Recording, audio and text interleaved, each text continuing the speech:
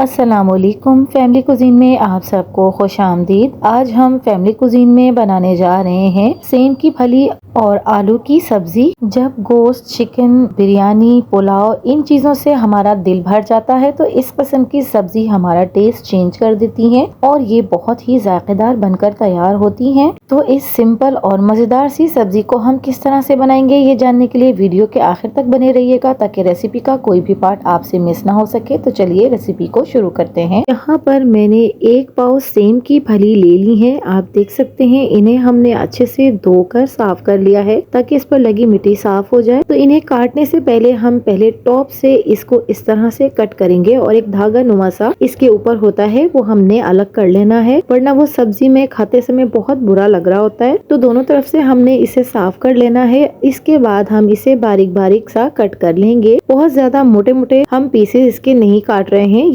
अच्छा, कुछ लोगों के यहाँ ये बहुत ज्यादा बड़े साइज में काटी जाती है, लेकिन हमारे यहाँ इसे बारीक ही काटा जाता है। इसे आलू में, चिकन में, कीमे के साथ तो इसे बहुत ही जबरदस्त इसका टेस्ट होता है। इन्हें इन तमाम चीजों के साथ बनाया जाता है। तो यहाँ पर हमने इसे इस तरह से काट लेना है और मैं ये समझती हूँ कि ये आलू के अलावा वाहिद सब्जी है जो दूसरी और चीजों के साथ भी कॉम्बिनेशन अच्छा बना लेती है। तो यहाँ पर मैंने तमाम सेम की फलियों को काट लिया है एकदम बारीक बारीक। तो ये है वो डंठल जो हमने इसमें से अलग किए हैं, जो कि बहुत हार्ड होते हैं और खाते हुए में अच्छे नहीं लगते, इसलिए इन्हें निकालना बहुत ही जरूरी होता है। यहाँ पर मैंने एक बड़े साइज का आलू काट लिया है। इसे हमने पानी में डुबो कर रखना है वरना ये काला हो जाएगा। एक दरमियाने साइज की प्याज जिसे हमने बारीक काट लिया है। 2 अदद टमाटर जिसके छिलके उतार लिए हैं और इन्हें भी हमने बारीक बारीक काट लिया है। तो ये वो तमाम चीजें हैं जो हम आगे इस्तेमाल करेंगे इस आलू और सेम की फली की सब्जी में। तो यहाँ पर मैंने एक कढ़ाई ले ली है। 1/2 कप मैं इसमें कुकिंग ऑयल का ऐड कर रही हूँ। यहाँ पर हमने जो प्याज काट के रखी हुई थी वो हम इसमें ऐड करेंगे और इसे अच्छे से हमने फ्राई कर लेना है। प्याज को हम बहुत ज्यादा डार्क ब्राउन नहीं करेंगे, बस हल्का सुनहरा सा हमने इसका कलर चेंज करना है। तो जब इस तरह से प्याज को फ्राई करके हम कोई भी सालन बनाते हैं तो उसमें प्याज का मीठापन नहीं रहता। यहाँ पर मैं 1 टेबल स्पून लहसुन अदरक का पेस्ट भरकर ऐड कर रही हूँ और इसे भी हमने प्याज के साथ 2 मिनट तक फ्राई कर लेना है। इस तरह से फ्राई करने से लहसुन का कच्चापन निकल जाएगा और इसकी स्मेल भी खत्म हो जाएगी।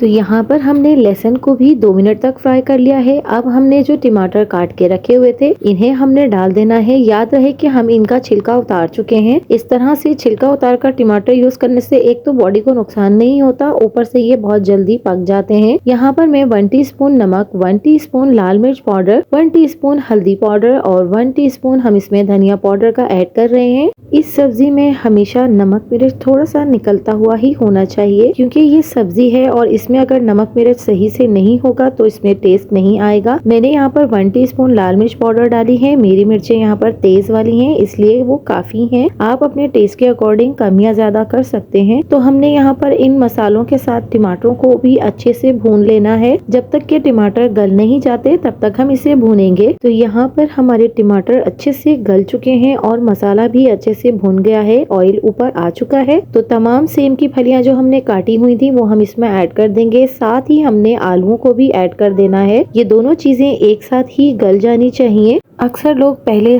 फलियों को गलाते हैं और उसके बाद आलूओं को डालते हैं, तो इससे क्या होता है कि फलियां बहुत ज्यादा ओवर कुक हो जाती हैं और ज्यादा पकने की वजह से एक तो सब्जी का कलर खराब हो जाता है और जायका भी खत्म हो जाता है। तो यहाँ पर हमने अच्छे से इसको मिक्स कर लेना है मसाले के साथ। तो याद रहे हमने इसमें अभी तक पानी ऐड नहीं किया है और हम आगे भी इसमें पानी ऐड नहीं करेंगे, क्योंकि ये फलियां पानी छोड़ेंगी और बहुत ही धम वाली आंच पर हम इसको पकाने के लिए रखेंगे। तो यहाँ पर मैं 10 मिनट तक बहुत ही धीमी आंच पर इसको पकने के लिए छोड़ रही हूँ। तो यहाँ पर हमारे 10 से 15 मिनट बिल्कुल लो फ्लेम पर हमने पका लिया है, कंप्लीट हो चुके हैं। मैं यहाँ पर आपको एक पीस उठाकर दिखाती हूँ कि ये बहुत अच्छे से हमारी सब्जी गल चुकी है और आलू तो आपको पता ही है कि गल ही जाते हैं। तो ये देखिए कितने सॉफ्ट और कितने अच्छे से ये हमारी सब्जी गल चुकी है। तो अगर आप वीडियो में अभी तक बने हुए हैं और अगर आपको मेरी रेसिपी जरा भी पसंद आ रही है तो इसे लाइक करना ना भूलिए। साथ में इस चैनल को सब्सक्राइब कर लीजिए, बेल आइकन को भी दबा दीजिए। इससे मेरी हर आने वाली वीडियोस की नोटिफिकेशंस आपको मिलते रहेंगे।